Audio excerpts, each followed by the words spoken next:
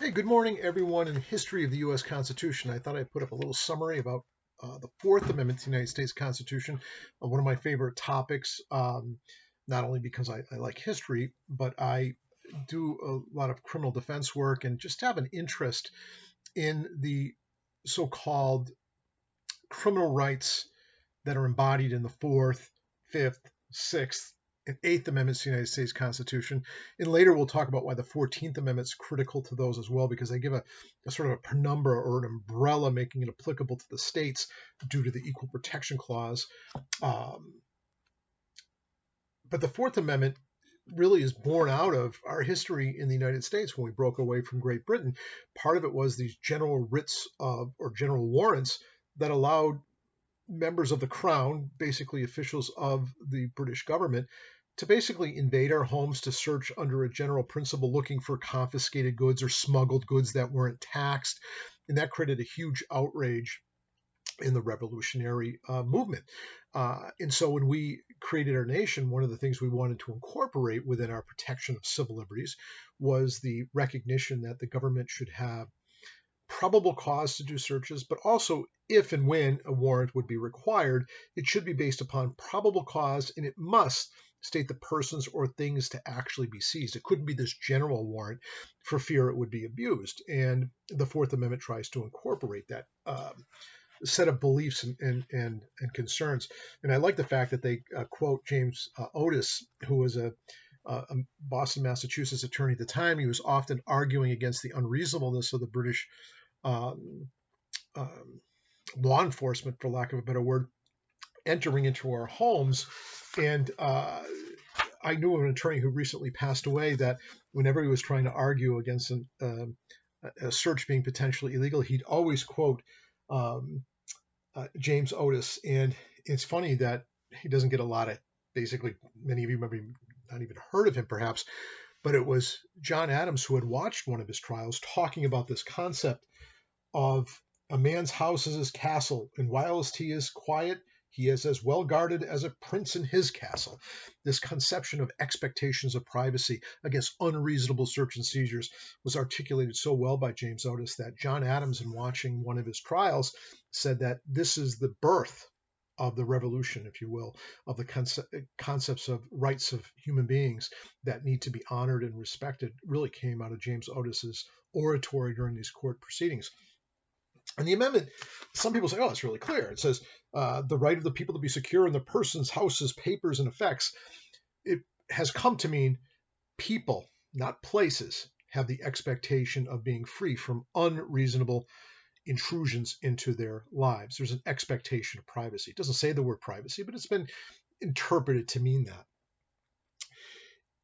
And it shall not be violated. And then it said, no issue of a warrant shall occur unless based upon probable cause. And it doesn't define what a warrant is, doesn't define what probable cause is, but the courts have done it for us. So we know, going all the way back to the early case of Marbury versus Madison, it's the courts that tell us what law means. It's the court that tell us what the Constitution means. And over time, it's come to mean a warrant is basically an authority, a decree of authority from appropriate court or magistrate allowing law enforcement to do a search. And for that to happen, it has to be a neutral and detached magistrate. It can't be someone who has a stake in the outcome. It can't be like go to your lieutenant or your captain or your chief of police in order to get a warrant. You have to go to a neutral and detached magistrate. And it has to be based upon probable cause. And probable cause has come to mean that it's an objective standard, although subjectively we can believe that a crime is being committed, but the objective observer has to say it would be reasonable to conclude that criminality has taken place. It's a probability. It's more probable than not that there's either evidence, criminality, or a person who's wanted by law enforcement for just cause is located in a certain place. Now, it's obviously a totality of circumstances type of examination, and we can argue about whether something is equals probable cause or not in order for a warrant to issue. But usually we give it to a neutral and detached magistrate that's educated in law and educated in the history of the case law to determine whether or not the observations, experiences, and information that law enforcement has to put forward equals probable cause. It's not proof beyond a reasonable doubt. It's a probability. More likely than not, that criminality and criminal evidence is in a location specifically articulated. It can't be any of the property. It has to be, this locker located at such and such a storage facility, or this home. Now, the warrant also has to particularly describe the persons or things to be seized. So if it's a person, where are you not going to look? You're not going to look in my desk drawer. My desk drawer doesn't fit a person, no matter how small. It's just impossible. And sometimes law enforcement, when they're saying they have an arrest warrant to go in and seize an individual, they will do things like that. They'll look in, well, arguably a refrigerator might be designed to hide somebody. I guess a weak argument. There's actually a fairly famous case where somebody was looking inside a washing machine. We clearly didn't find the person there, but they found, I believe it was bloodied clothes, and the blood was later tied to a crime scene and therefore helped bring an indictment against the defendant for, I don't know if it was murder or some other crime. But that was deemed to be an unlawful search. Even though there was a warrant, it went beyond the scope of the warrant. We want warrants to be specific because we expect to have freedom from unreasonable searches and seizures in our personal places and effects. And the home is considered the most sanctimonious, meaning that that's almost always required to have a warrant home. Now, a lot of people think, well, the amendment says you have to have a warrant. It doesn't say you have to have a warrant. It just says if a warrant is to issue, it must be based upon probable cause, supported by oath or affirmation, pains and penalties of perjury, and particularly describing the place to be searched. We want it to be narrowly focused. Shouldn't be able to basically go on a fishing expedition, if you will, and the persons or things to be seized. And so you can't just say, I'm going to go look for illegal evidence. Illegal what? Drugs? Illegal furs? What is it that you're tax evasion? What is it that you're looking for? And the courts have really developed a very complicated and complex system of analysis depending on the nature of the events that occurred. It's very contextual in what context it exists. Now, this is the thing that's going to throw people off quite a bit. That's the Fourth Amendment to the United States Constitution. And for the longest period of time, right up until the 1960s, it protected you from unreasonable searches and seizures by the federal government. It didn't apply to the states. And this, going back to the First Amendment, going back to the Second Amendment, the amendments were only in existence to protect us from unreasonable federal overreach. It really was through the extension of the 14th Amendment's Equal Protection Clause and Due Process Clause that all of the amendments eventually became applicable to the states. It was in the late 1950s and 1960s that eventually the Fourth Amendment became applicable to state action. And so now, for the longest period of time, a state could basically say, well, we have a hunch this person's a bad hombre, and we're going to go and search their home, and they find illegality of some kind, illegal weapons, drugs, or whatever, evidence of gambling. They could charge you, and you wouldn't be able to raise the Fourth Amendment because it was a state action. Now, many of you are involved in criminal justice. I believe some of you are police officers, some of you wish to be police officers or work in the court judicial system in some fashion. You're going to find that most criminal prosecutions are actually state-derived. Over 95% of all criminal matters are state criminal action. That's why we have so many state courts and not federal. I actually got tricked one time where a client wanted me to meet me and hire them for arraignment. And I say, yeah, it's district court. And I don't see you. What do you look like? Or what are you dressed as? I can't see you since I met you in the office. And then it dawned on me it was a federal district court, also in Worcester, thank goodness. And so we had to work it out. So we live in a federalist system. It makes it very complicated. But here's the thing I'm not going to lecture about, but I just want to note it because it's very important. The rights under the Fourth Amendment to be free from unreasonable searches and seizures may be enhanced and it may be increased by the state constitution's similar provisions.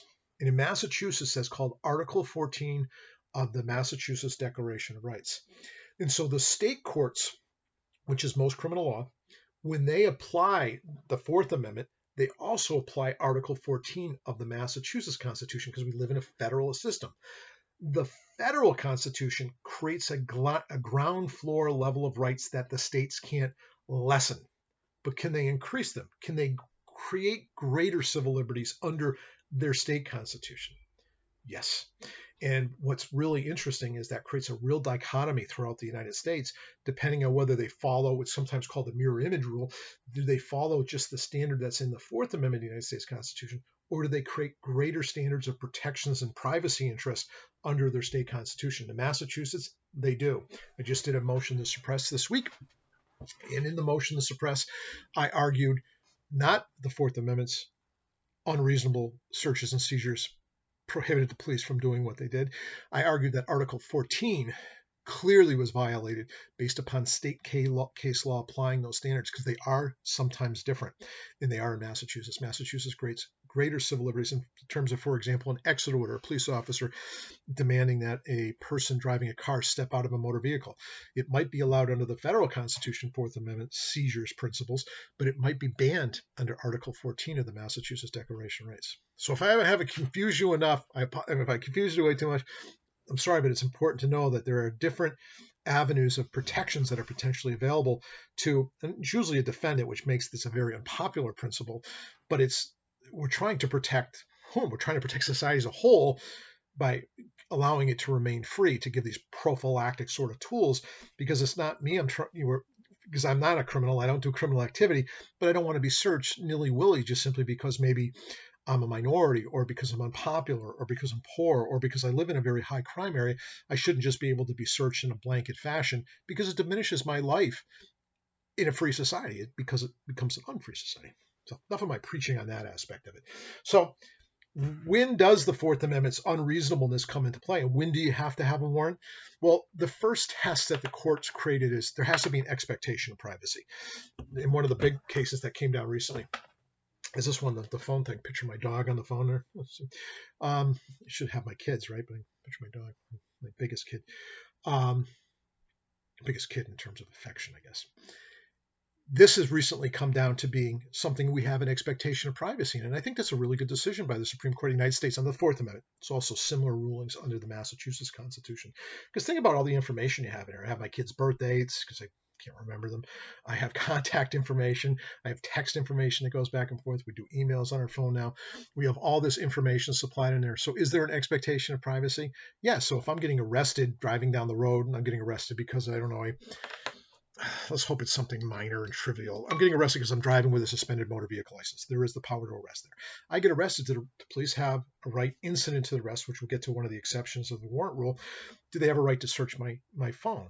Probably not. They'd have to get a warrant because there's an expectation of privacy. There's no exigency. They have possession of my phone. Should they be able to search it? They have to justify it to the court that they should have a warrant issued, because somehow it's going to lead to evidence that's probably stored in there that would relate to criminality. And that's going to be very difficult for them to do. And I think most of us that have cell phones wouldn't want someone to get up and be able to look in there and examine the contents of it. It would be pretty outrageous. So there has to be an expectation of privacy. So when don't you have an expectation of privacy? And I think about the case that one of my friends was involved in back when marijuana was criminal. A guy had a big pot plant that was clearly recognizable if you ever saw what a pot plant looked like, growing in a big bay window on his home, which was really close to the public sidewalk. So I believe somebody probably saw it, probably alerted the police at some point and says, hey, there's a big marijuana plant growing in this guy's house. It's like 3 or 4 feet away from the sidewalk. Now, because the sidewalk's a public arena, do you really have an expectation of privacy of somebody looking in your window when your screens are pulled back? No, it's called plain view. And so you don't have an expectation of privacy on things you leave out in public, things you leave on the front seat of your car. If an officer has a right to walk down the street, he has a right to look into the windows of the car. Now, does he have a right to open the door and reach under the seat to see what's under there? Not without probable cause and not without a warrant. You can do it without a warrant if there was probable cause to stop the motor vehicle, because the expectation of getting a warrant would be unreasonable in those circumstances. I know I'm kind of all over the place, but the book organizes it much better than I do. So first, we need this expectation of privacy based upon the history of how we dealt with the British Crown, basically abusing us in terms of searching our persons, our places, our persons, and our papers and effects. So first, it has to be a reasonable expectation of privacy. And there is on phone calls, things like that, and it changes over time. 9/11 definitely changed what is reasonable. The courts tell us what's reasonable, and we can argue about it all day, but the courts ultimately determine it.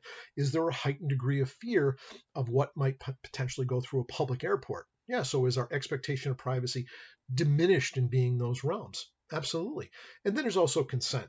If somebody said, and consent's a very difficult thing, but let's assume I'm brave and I'm not afraid to tell police officers no, and a police officer pulls me over, and let's assume, they don't have their hand on their gun and they're not like intimidating me and really getting in my face, but they say, sir, I really like permission to search the trunk of your car. And let's assume I freely do it, not out of any sense of duress or fear, simply because I'm being pulled over. I said, sure, you can search it. And then you search it, and I've got a bunch of illegal turtles in there or something like that. And they charge me with the Endangered Species Act violation or something.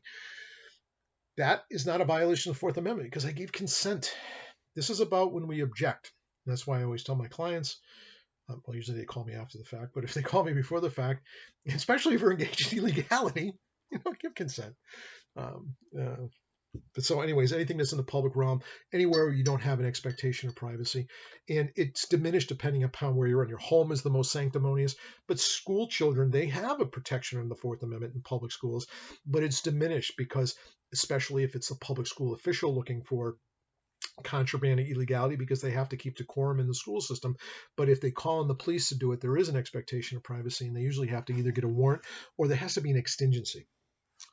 So reasonableness is stop and frisk. Now, stop and frisk has changed a lot. Many of you want to be police officers. Some of you are, and so you're probably already familiar with this basic Terry pat down and frisk rule. This is not a true search and seizure. This is a type of limited intrusion into a person. So if I'm a police officer and I'm in downtown Fitchburg, for example, not to pick on Fitchburg, but let's assume it's an area where there's a high crime area and there's people acting suspiciously. I'm uncomfortable with the way they're acting. They're not known to me. They are in an area where there's recently been break-ins and things of that nature. They look suspicious in the way they're, walking around. Maybe they look like they're carrying objects that are inconsistent with somebody out in that hour of the evening where no stores or shops are open, but they're in an area where stores and shops are. A police officer could have a right, anybody has a right to go up and just say, hey, how you doing? What are you guys up to? Obviously, those individuals are free to not answer.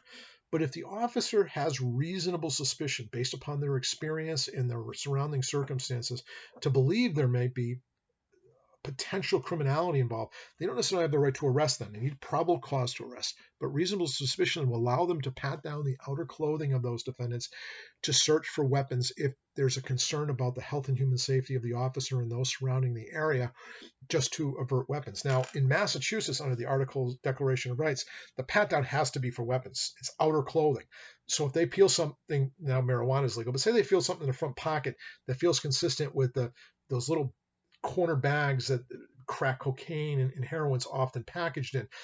Under federal law, that wouldn't be an unreasonable search and seizure because the patting out of the outer clothing looking for weapons gave them probable cause because of their training experience to know that was packaging consistent with illegal Class B or Class A drugs. And now they could search them. Under Massachusetts law, we don't have a plain feel exception for drug. Now see the dichotomy between the two? Very, very challenging. So the pat frisk has been held constitutionally allowable. So they're feeling the outside of clothing. They feel a hard object up in my upper right breast pocket of my blazer, and they're uncomfortable with it. They don't know what. They reach in and they pull it out, and it's a pistol. Well, now they have me potentially if I don't have a legal permit to possess that pistol at the time. But what if it was a box that was, 3 inches by 6 inches long? Could they look in it? Well, it could potentially house a weapon, a knife, a razor blade, I guess a very small gun. And in it now they found cocaine. Could that cocaine be used against me? Yes, as long as it was related to a valid pat-down frisk of the outer clothing. And what are we always going back to? We're arguing about reasonableness. Is it reasonable for an officer to do that to help preserve his health and safety when someone's acting suspicious under the circumstances and they may be armed? Yeah, I'm not comfortable with that. I'm a libertarian. I don't think the police should be able to do that, but I don't create the law. The courts do. So their airport searches are obviously, there's a less expectation of privacy. Sobriety checkpoints are legal. I don't like them, not because I'm a drinker or anything like that. I just find it bizarre. I'm driving down the road, and I've been stopped a few times at sobriety checkpoints, and he goes, hi, how you doing? I'm good. How are you? He goes, I just have a sobriety checkpoint. You can keep going. I've never been pulled over to see if there's more because they smelled alcohol or anything like that. But it just seems so arbitrary to me. But the point is, because it is arbitrary, everybody that goes through that point gets subject to it. It's not deemed to be unreasonable under the Supreme Court's interpretation or the Massachusetts Constitution's interpretation. I don't know why you should be stopped unless there's a rationale for it, but I'm not the law. Identification, some states require you to give identification. If you're legally pulled over for even a civil citation, you have to give it.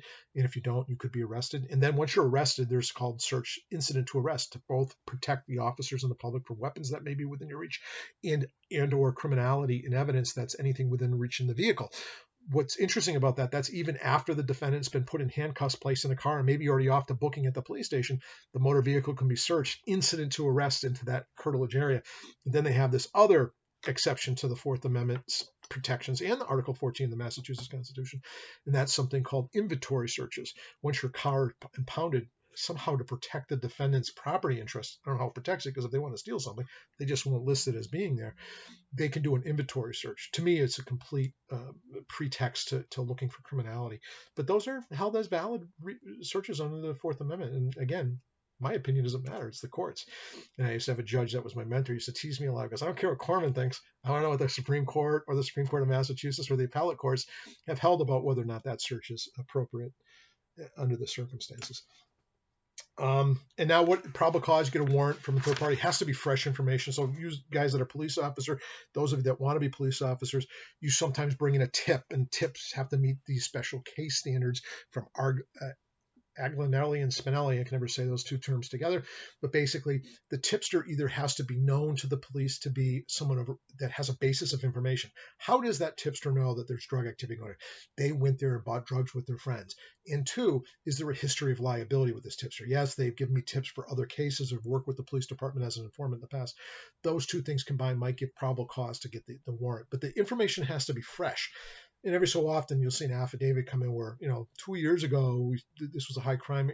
It's really got to be fresh, consistent, and it has to bring a reasonable person to conclude there's likely criminal activity taking place at a certain place and time. And again, arrest officers don't always have a right to arrest. Arrest is a form of seizure, searches and seizures. They can arrest you for usually even any misdemeanor that they witness.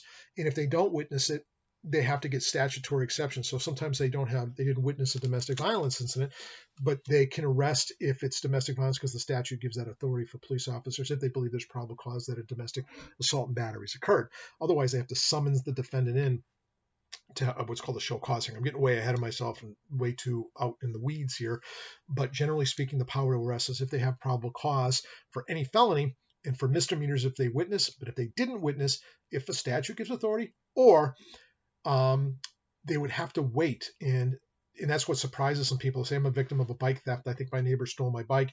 I call the cops. The cops didn't see it. It's a misdemeanor larceny. They go and try to talk to the person at their home. They don't answer the door. They're not willing to participate. But if they believe there's enough evidence, I don't know, maybe I have it on video that, the guy's going in my garage and pulling out my bike and walking over to his yard through the little path, they would summons that defendant in to show cause why a warrant or a complaint should or should not issue against them. So the police don't always have the power to arrest. It's kind of interesting. And again, search incident to a lawful arrest. Say I get pulled over, I got an invalid, suspended driver's license. They have the power to arrest under that circumstances. They can search me, and they can search the area in my motor vehicle where I could potentially reach to either grab a weapon, or I could potentially have evidence at my reach, even after being arrested. I don't know how I'm supposed to reach for a weapon when I'm down at the police station under the passenger seat of the front, but that's how the law has been interpreted under Schimmel. And this author does a great job citing all the big nugget cases in terms of the validity of searches and seizures.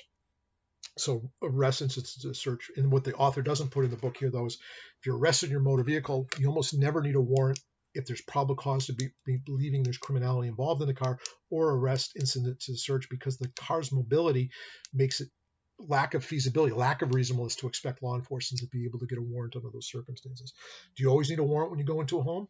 No. Sometimes there's exigent circumstances. If I'm a police officer doing a beat, walking down the street, there's a woman screaming out the top floor window of a 3-decker saying, he's stabbing me, he's killing me, he's killing me.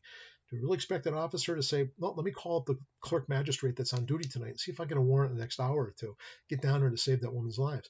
I obviously have an ability to enter under that exigency, but it's up to me to justify it after the fact if I do find incriminating evidence against the defendant.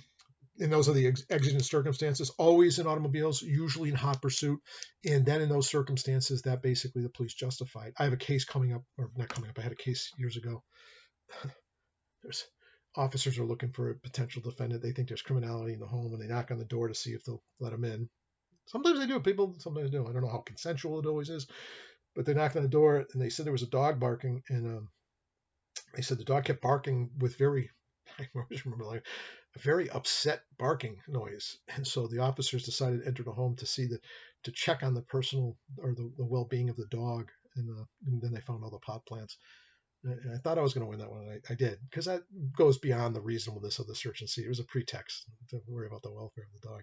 Somehow the dog's barking could tell that there was an emergency, I guess. The exclusion rule. Now, this is big, and this is what the fun part of the class is, and I'm going to put up a discussion board question on it. Historically, we didn't know what to do with, and I love the quote of Justice Cardozo, and I think it's Justice Cardozo that's in here, please, but yeah, Justice Benjamin Cardozo. Should a criminal go free simply because the officer erred in either not getting a warrant or not being able to articulate reasonable suspicion, or probable cause or reasonable suspicion if the person stopped on the street to do a threshold inquiry? Should we let the defendant go? Should we throw out the evidence? It doesn't say that anywhere in the Constitution. And this is the big controversy.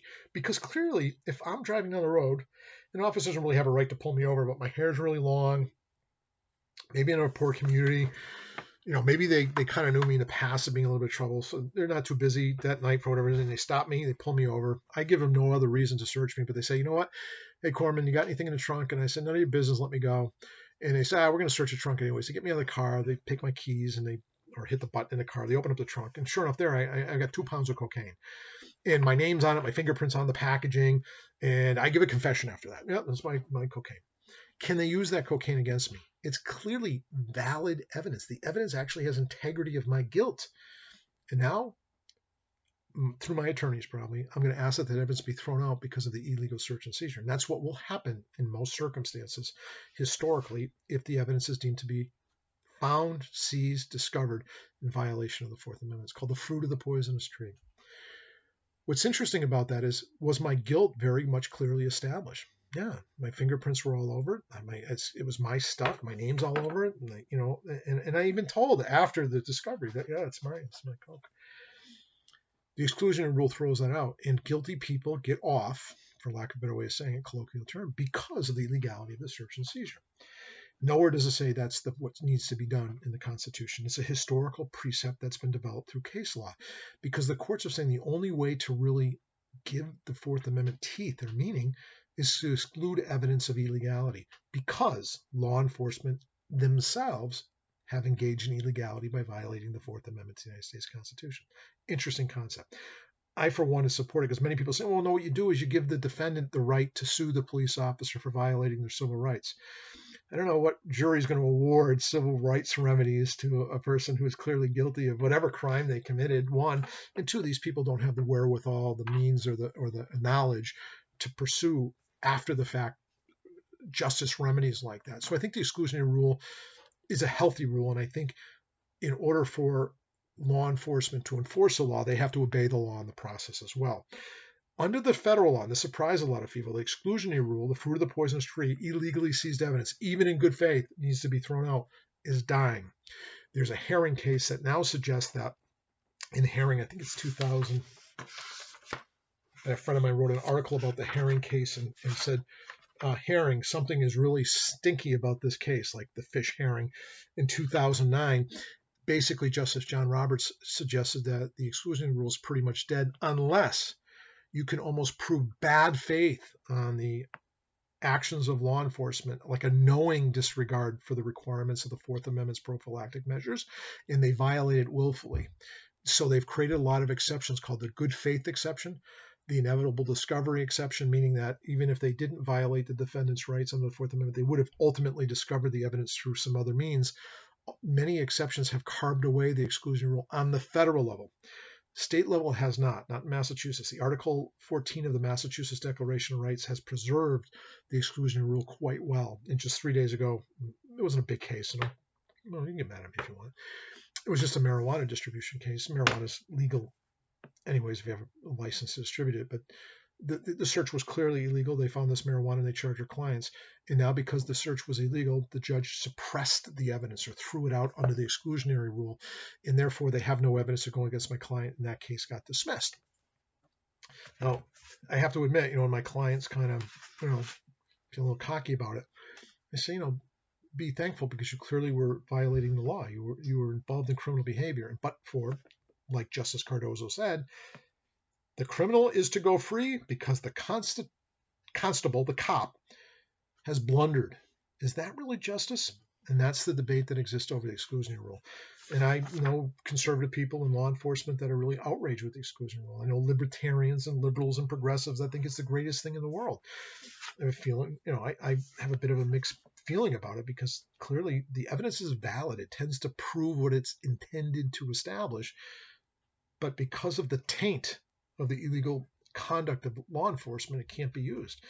And is that justice? Well, that's the tool we have. And I think it's here to stay on the state level of Massachusetts. On the federal level, I think it's quickly becoming a death knell, or it's on its last breaths because it's very difficult to show police officers acted in bad faith. They had good intentions. If they thought they were following the law, the evidence is usually allowed in on the federal cases. But again, in criminal law, it's 95% state, so it depends on what the states have. And Alan Dershowitz quotes in here. Sometimes I love Alan Dershowitz, sometimes I hate the guy, but he basically came up with this term: officers are trained to test a lie, because that's the way they can establish that their searches and seizures were done appropriately. In the case I just did recently in my motion to suppress, cops, I think, told the truth every single law, and that's what I told the judge to find. I want you to make a factual finding. The officer's testimony was very truthful. Basically, the cops admitted we didn't have a law. We had kind of a hunch, and we went on it, and we found the drugs. And that's not enough, because free people who live in a society, even in dangerous criminal neighborhoods, are often law-abiding citizens, and they should be free to go about their business unless there's what? Reasonable suspicion to do a stop, and for arrest and a search, probable cause, unless it meets one of those exceptions. It's kind of all over the place in this little discussion of this rule, but the Fourth Amendment, everyone thinks it's designed to protect the criminal behavior of people out there. It's not true, because think about it. If you're unpopular, if you're poor, if you're dealing with maybe individuals that want to harass you, they would be able to do so if there wasn't the prophylactic of the exclusion rule under the Fourth Amendment, keeping us free from these unreasonable searches and seizures. And I think police officers are getting more and more trained to be able to identify things that help bolster their argument that the search was reasonable, and that, or it was based upon probable cause under the circumstances. They get more articulable suspicion, if you will. And if they can't, what do? They don't search. Maybe they keep following. Maybe they keep looking for things in the public realm to help them develop probable cause, or they let people be free as they're intended to be under a free society. It's a tough call, this exclusion rule. It's very controversial. So let me know your thoughts when I post that little section on the history of it, and in terms of like a discussion board question. Otherwise, be well. Sorry I was a bit all over the place. There's a topic that I get excited about, and there's so many little nuances to it, but it's got to be reasonable. It doesn't always need to be a warrant, but the more heightened our expectation of privacy, the more likely a warrant might well be required by our justice system.